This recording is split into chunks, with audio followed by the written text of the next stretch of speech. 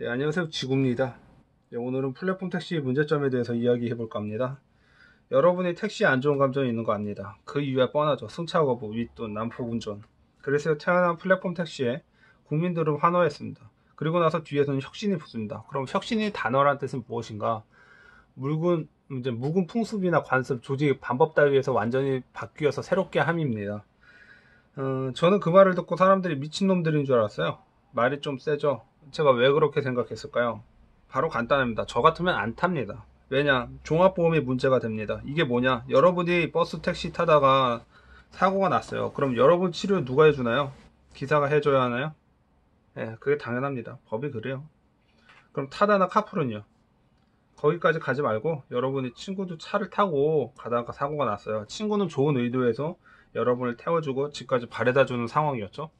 야, 근데 친구는 교차로에서 비보를 받는 도중에 맞은편에 차가 SUV, 현대차 SUV라고 해보죠. 그 차가 직진을 해버립니다. 그냥 세게 밟아버린 거예요.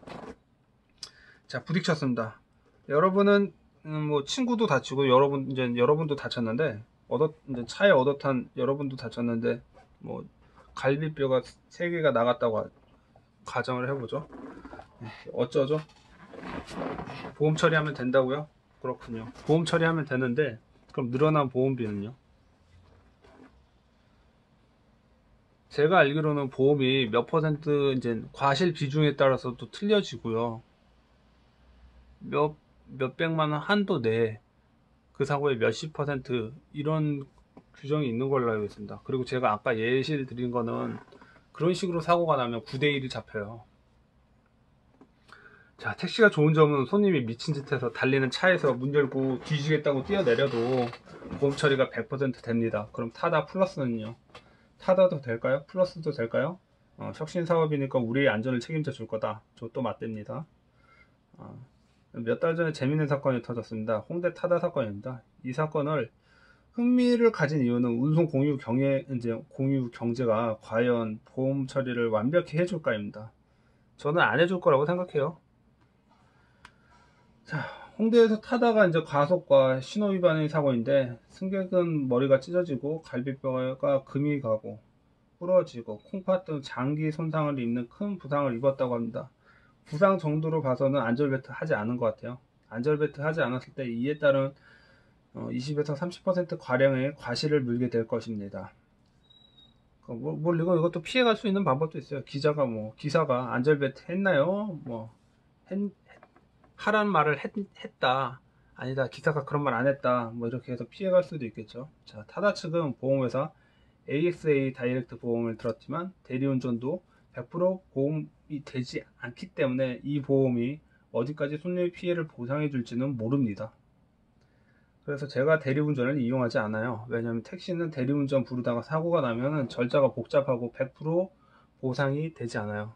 여러분이 만약에 대리운전을 할 때 대리기사한테 물어보세요. 100% 보상이 되냐고. 안 된다고 말할 거예요.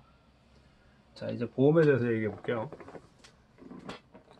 우선 대인 1, 대인 배상 2에 대한 개념부터 이제 이해를 해야 합니다. 대인 배상 1 보험은 보험에 가입 환자가 자동차의 운행에 인하여 다른 사람을 사망하거나 다치게 한 경우, 이거는 자동차 손해배상 보장법 제3조 그 손해를 보험회사가 부담하는 것으로 모든 차량에 대하여 가입이 의무화되어 있습니다. 이게 가입이 안 돼 있으면은 남바가 안 나와요.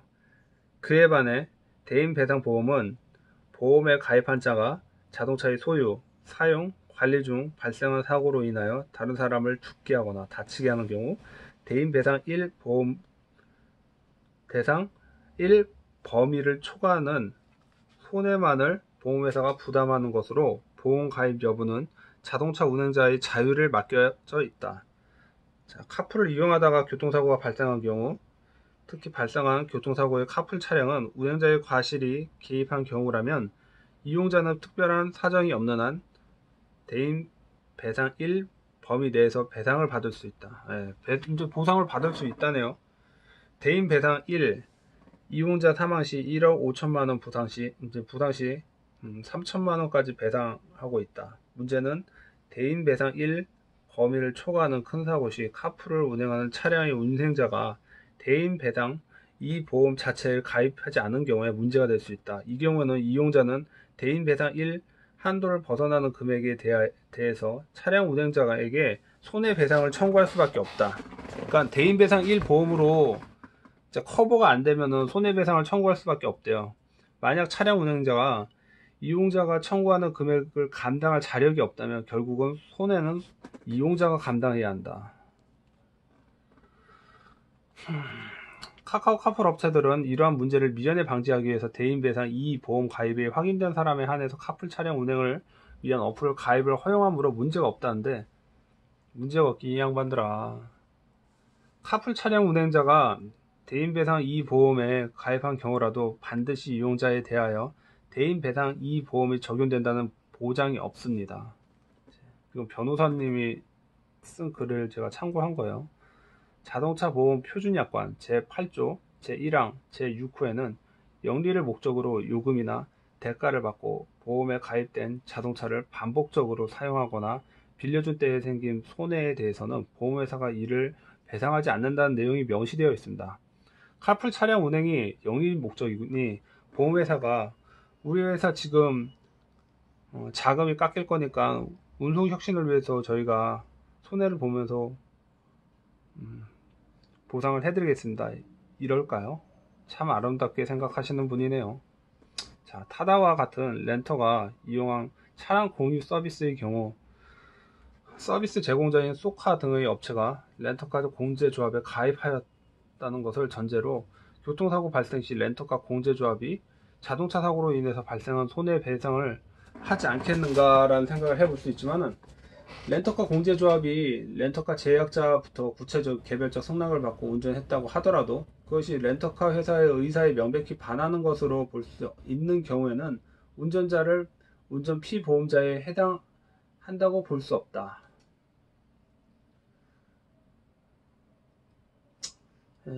이게 보험이 문제가 됩니다.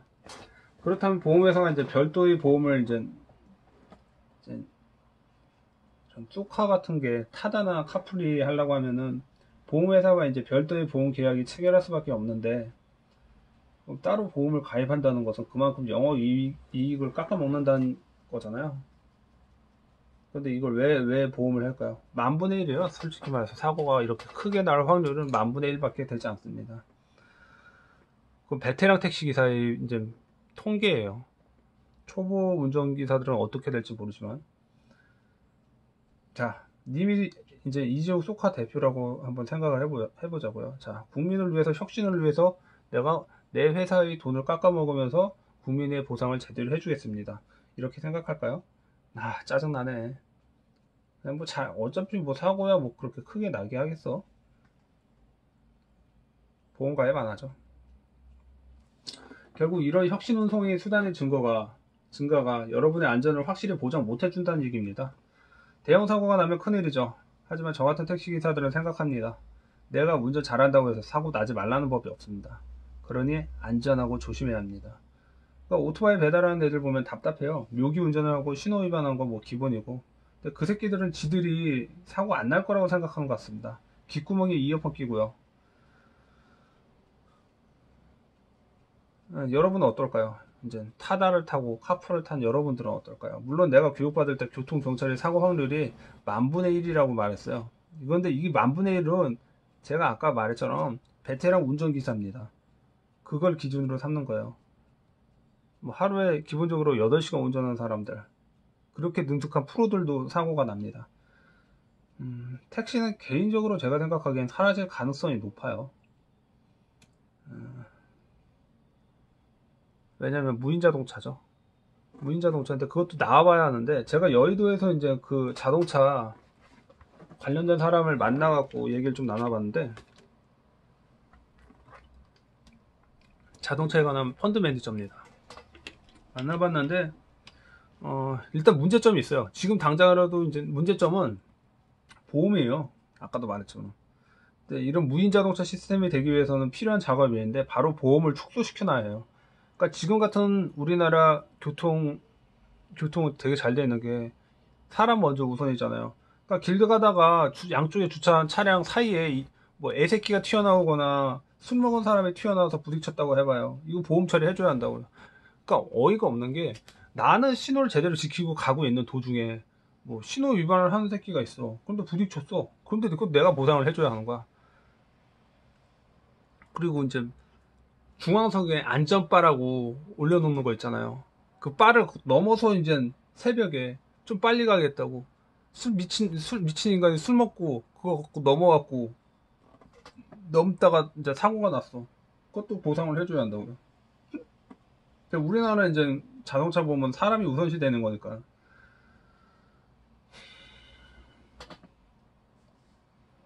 자, 만약에 무인차가 지나가다가 이제 개념 없는 아새끼가 튀어나와갖고 부딪혔는데, 그럼 보상을 누가 해줘야 하냐? 무인 자동차 만든 회사, 그런 차 연결해준 어플 회사, 누가 해줘야 하나요? 이거에 대한 이제 보상에 대한 대책이 지금 나와 있지 않는데, 무인 자동차가 되려고 하면 보상에 대한 대책이 서서히 줄어야 해요. 그래야 사고가 나도 니들이 조심해야지 하는 분위기를 만들어야 합니다. 그래야 무인 자동차의 시대가 될 것입니다. 택시를 혐오하는 거 잘 압니다.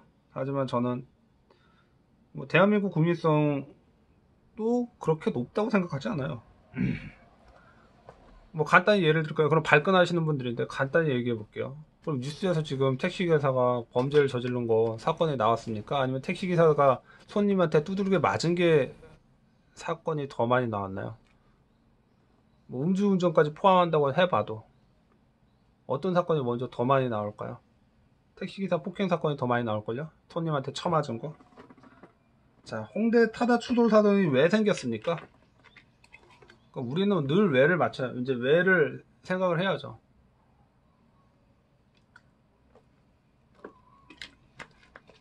그러니까 대부분 타다 운전 기사들이 투잡을 뛰는 분들이에요.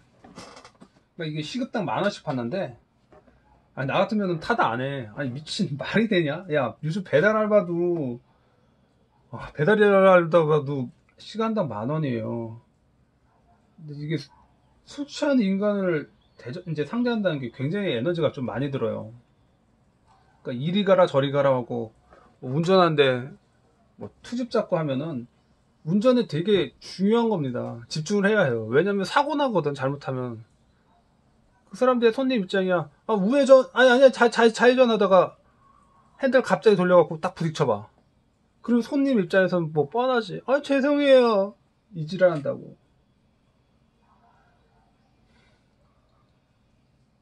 이게 얼마나 힘든데, 참.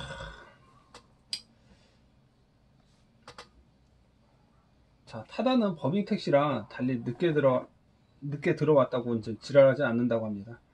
사람들이 자꾸 코를 불러서 늦게 들어오면은 오히려 추가로 일한 시간만큼 돈을 준다고 하네요. 근데 뭐 그 요금이 그렇게 많지는 않을 것 같아요. 그러니까 잔업수당이 이제 여러분들도 이제 잔업하는 것보다는 차라리 일찍 정시 퇴근하는 게 좋다고 생각하잖아요. 뭐 잔업할 때 돈을 좀 많이 주면은 하겠지만은 돈도 쥐꼬리만큼 주면서 무슨 타다는 법인 택시랑 달리 늦게 들어왔다고 이제 뭐 그렇게 하진 않지만 일단 타다 기사들은 코를 많이 들어오면 짜증이 난다고 합니다. 왜냐면 타다가 콜 없이 그냥 놀다가 놀아도 일 안 하고 놀아도 받는 돈은 똑같대요. 근데 이제 불토 같은 경우는 이제 손님 부르는 게 이제 장난이 아니죠. 그러니까 이게 강제 배차 시스템입니다. 그리고 이리저리 끌려다니는데 일찍 퇴근하려고 해도 퇴근하기 이제 몇 분 전에 강제 배차가 되면 이제 강제 배치해야 되는 거죠. 그럼 이제 강제적으로 이제 조금 더 일하게 되는 거고. 그리고 이제 강제 배차되고 이제 이건 뭐 택시도 마찬가지만 택시도 이제 콜택시 같은 경우에는 딱 목적지에 갔는데 손님이 없어. 근데 이것도 똑같아. 목적지에 갔는데 손님이 없어. 근데 손님 기다리지. 근데 택시 같은 경우에는 이제 기본 요금 3,800원인데 3,800원 넘어가는 시간이 5분하고 조금 넘어요. 그러니까 시간이 돈이라고. 근데 손님 기다려야 하는데 뭐 10분을 기다리거나 5분을 기다리고 막 기사 입장에서 짜증이 나지. 근데 이제 토요일 같은 금토 같은 경우는요, 더군다나 이제 대부분 술 취한 손님이라고요.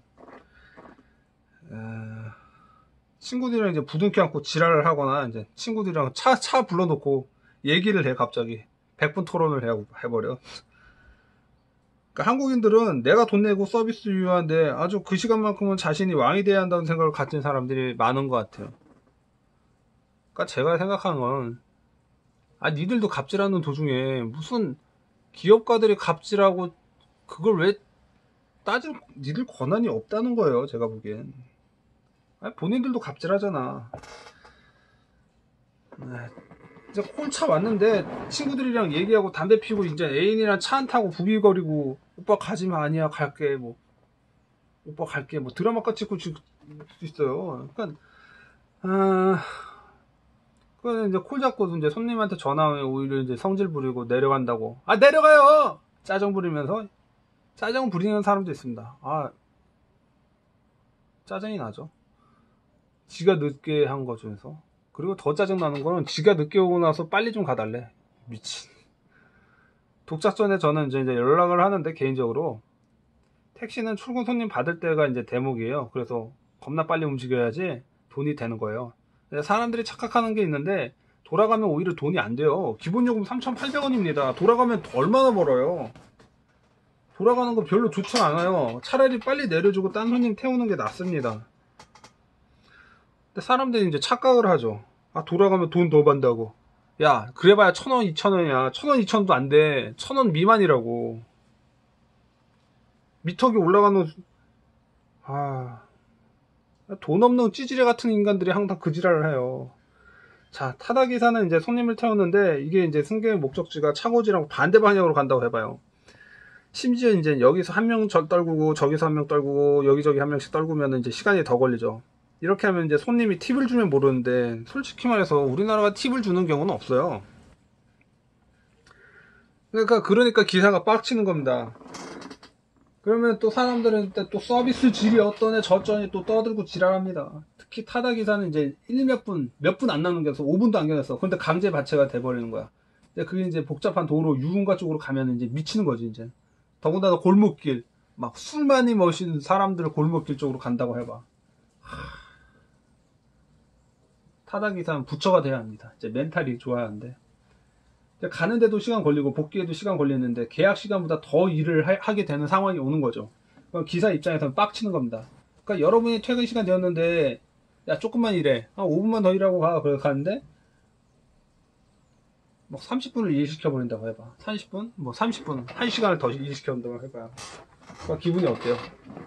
그걸 상상해 보시라고. 자, 손님이 왔는데 이제 술 취한 손님이 딱 탔어요. 근데 기다려달라고 했는데 달라고 해서 기다려줬는데 이 길로 가냐 이러면 또 이제 스트레스 받고. 이런 사람들이 이제 대부분 이제 한 40대 50대 돈 없는 거지 같은 남자들입니다. 자, 괜히 분노를 이제 자기보다 못한 사람들한테 풀어요. 그런 분노가 이제 쌓이니까 택시기사들이나 이제 타다 기사들도 과속과 신호위반을 하게 됩니다. 이게 이제 문제가 지금 뭐 혁신이고 나온 지 얼마 안 됐다고 해서 이제 막 좋은 이미지 마케팅으로 겁나 붙는데, 그럼 왜 타다 기사는 항상 상시 모집 중일까요? 네? 자, 근데 사실 이런 환경은 베테랑 기사들은 잘 조절해요. 이게 초보랑 고수의 차이인데, 사고의 기본은 운전자가 당황할 때 생깁니다. 당황하지 말아야 하는데, 이제 술 먹은 사람들은 예측 불허가 안 되죠. 그러니까 그러기 위해서는 이제 손님이 목적지를 확실히 말해야 하는데, 무슨 동네 뭐 이딴 식으로 말하고, 그러면 이제 말투가 좀 차가워지면, 손님 제대로 좀 이제 말 좀 해주십시오. 그러면 야, 너 말투가 왜 그래? 왜 이렇게 차가워? 뭐 이런 식으로 이제 맞받아치고. 그리고 이리저리 돌면 이제 요금 올라가고, 이제 제 시간에 못 가고, 손님이 오르는 요금은 빡치고, 이제 기사대로 스트레스 받고. 타다 기사는 그래서 이런 실수를 저지른 것 같습니다. 그 홍대 타다 기사는. 이건 구조적인 문제이고요. 타다 역시 이제 새로운 구조적인 문제가 생긴 거죠. 근데 이런 구조적인 문제를 회사가 시스템을 잘 만든다고 해서 될까요? 저는 그렇게 생각하지 않아요. 이거는 국민성의 문제가 좀 있습니다. 제가 말했잖아요. 그러니까 자기보다 못한 사람들한테 오히려 더 한다고 막. 그 높은 사람이 자기한테 뭐라고 하면은 그거에 대해서 갑질이네 뭐냐는데 본인들도 갑질하고 이제 하고 있어요. 자, 그리고 제가 여기서 하나 더 얘기해 드릴게요. 카니발은 택시를 못 타게 됩니다. 이제 타다는 대부분 다 카니발이에요. 근데 저도 이제 카니발 차를 택시로 한번 해보고 싶었어요. 그래서 이제 가끔가다 있어요. 카니발 택시가. 근데 제가 그 기사분들에게 물어봤는데 이 카니발을 택시로 하는 게 2년 동안 출시를 했대요. 근데 물론 비싸죠. 일반 소나타보다. 그런데 내가 이걸 하려고 했던 게 승차감이 좋을 것 같아. 넓고. 그리고 감가상각이 덜 돼요. 차 팔아먹을 때 나중에.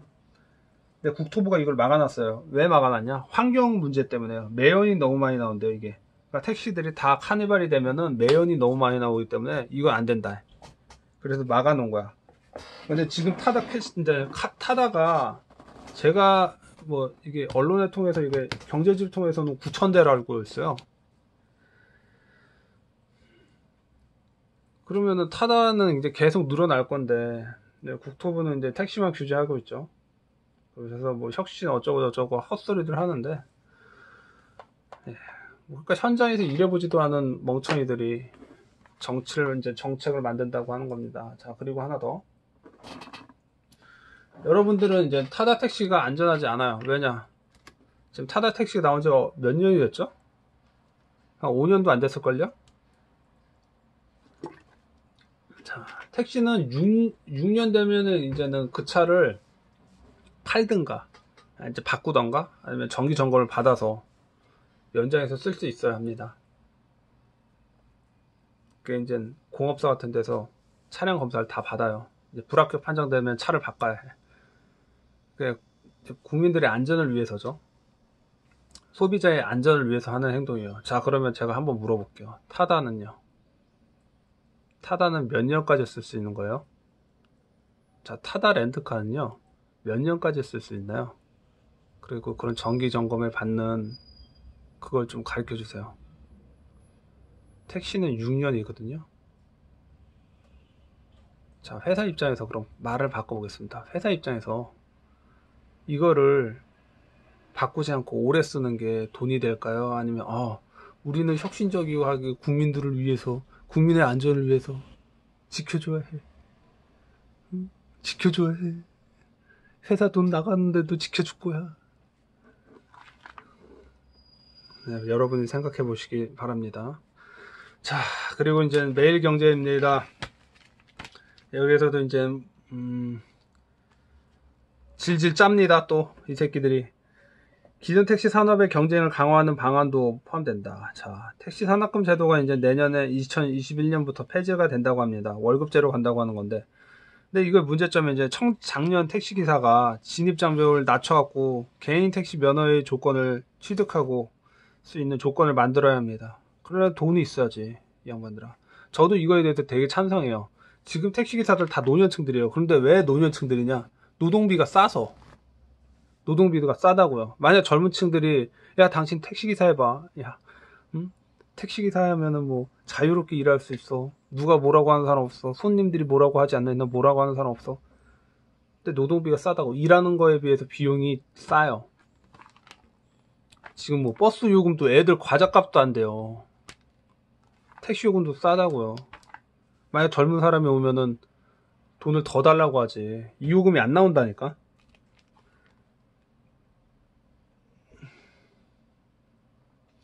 자, 정부는 이제 카카오, 타다 플랫폼 업체의 운영 기능이 차량 대수를 이제 정해주고 그 안에서 이제 플랫폼 업체의 사업에 대한 모델을 만들 수 있게 해준다. 타다는 지금처럼 렌터카를 이용하는 것은 허용되지 않는다. 플랫폼 운송 사업자가 되려면은 차를 새로 사고 기여금을 내야 한다. 그러니까는 간단해요. 타다가 지금 완전 택시처럼 하고 있으니까는 그냥 차라리 택시 남발을 사서 운행을 하면 되지. 얘들 규제도 없잖아. 탄탄한 자본력 없이 시장 진입 자체가 어렵다는 지적이 나오는 이유다. 카풀 업체는 플러스나 보도 자료를 통해서 스타트업에 참여하는 플랫폼 운송 사업에 대해 총량과 기여의 비용으로 제한을 두면서 택시 사업은 규제를 완화했다며 공정한 경제가 아니다라고 밝혔습니다. 그러니까 이게 공정한 경제를 따지려고 하면, 야, 이 미친 양반들아, 당신들이 압구정이나 명동이나 강남에 뭐 빈 공터가 있는데 거기에다가 뭐 벽돌을 쌓아갖고 건물을 하나 만들었다고 해. 작은 무슨 건물 같은 거 하나 만들었어. 그리고 플랫폼이라고 만들어 놓고 나서 거기에서 이제 옆집 뭐 토스트를 2,000원 팔고 3,000원 파는데 당신들이 뭐 인터넷 뭐 모바일 통해서 토스트 1,000원에 팔아요. 뭐 이렇게 해봐. 응? 이렇게 하면은 어떻게 되겠어? 아니 그러면은 씨발 누가 권리금 받고 장사를 해? 다 빈공터를 찾아갖고 그냥 건물 지어놓고 소비자한테 싸게 팔고 맛있게 판다고 해갖고 아주 날려버리는 거지. 플랫폼이 이렇다고. 예? 근데 무슨 공정한 경제 뭐 어쩌고저쩌고. 그렇게 공정한 경제 따지면 너 지금 야이 빡대가리 새끼들아. 우버는 어떤데? 야, 우버는 지금 트래비스 칼라닉이라고 했던 그 인간이 우버 만들었는데 지금 우버 사장이 누구냐고. 손정희 아냐? 소프트뱅크 회장. 그 사람은 찢어 죽여야 해. 왜 찢어 죽여야 하냐고? 미국의 운송 시스템을 혁신적으로 만든 기여한 사람은 혁신가이긴 확실해. 그런데 자기 회사도 지키지도 못했고 미국의 운송 수단을 다 엎어버린 다음에 일본 기업가한테 팔아버렸다고. 규모가 얼마나 커. 그리고 우리나라가 경제가 개발되려고 하면 제조로 가야지. 트럼프가 미쳤다고 왜 제조에 힘을 쓰겠냐고. 아, 그렇게 플랫폼이 좋으면은 플랫폼 사업하면 될 거 아니야. 하긴 유튜브는 있겠다. 유튜브는 뭐 커지긴 하겠네. 근데 그건 지구 전체적인 거고. 타다나 뭐 이런 거는 그 나라의 이제 인구랑 인구 수에 밀접해서 더 이상 영업이익이 나오질 않는다고. 지금 소카 같은 게 왜 계속 이제 유튜브 시키면은 마케팅 비용만 겁나 나가잖아요, 이쪽으로.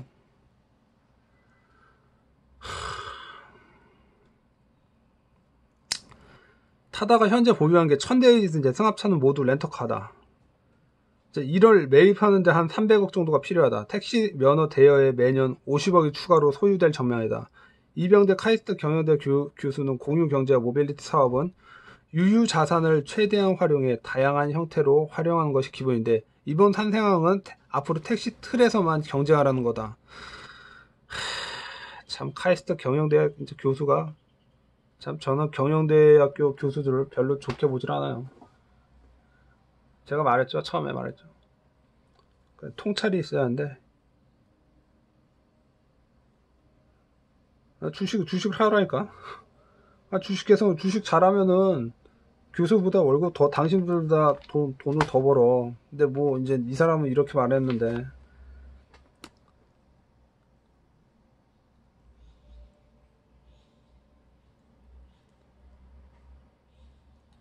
제가 말한 것처럼 권리금이에요. 이거 일종의 사업에 대한 권리금. 그러니까 기존에 있던 사람을 제대로 보호를 못하면은 뭘 해?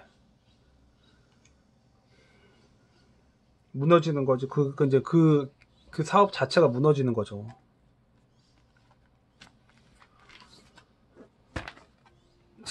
제가 이제 말했죠. 이제 타다가 이제 뭐가 문제인지. 그러니까 여러분들은 만약에 이 방송을 보면은 타다나 카풀을 이용하셔도 상관없어요. 근데 만약에 대가리가 깨지고 나면은요, 그건 이제 본인의 책임이지. 나는 이제 내가 아는 지식을 여러분들한테 가르쳐 줬잖아. 원래 저는 이렇게 풀질 않아요. 제가 뭐 아는 거를 푸는 스타일이 아닙니다.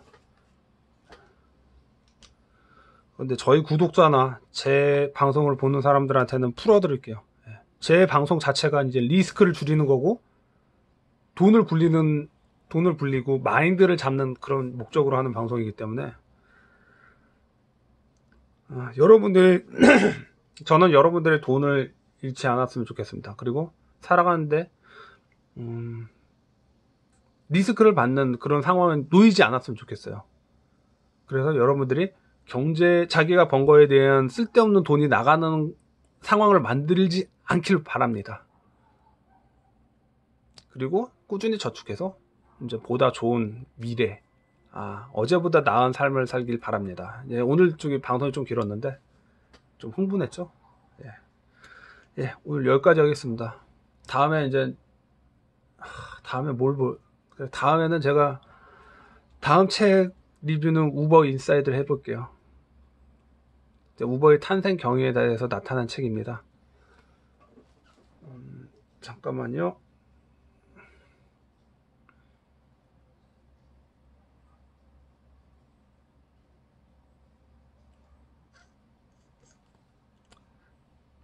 내가 이 책을 굉장히 많이 읽었는데 네, 여기 보이시죠? 이 책을 읽겠습니다.